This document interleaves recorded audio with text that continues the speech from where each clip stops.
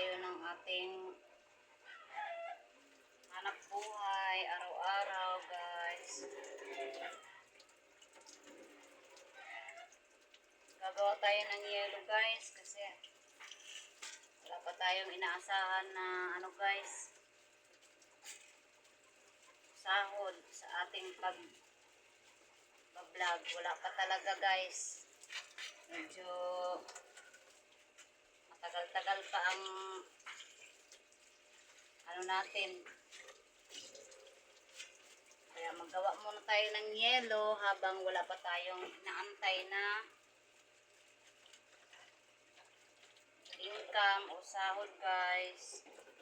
Tsaga-tsaga lang tayo sa ₱5 guys. Kaipon-ipon din tayo, guys. Kailangan talaga natin magtsaga, guys. Magsikap. Ay, kabayo ka na. Buslot man ako ang yelo.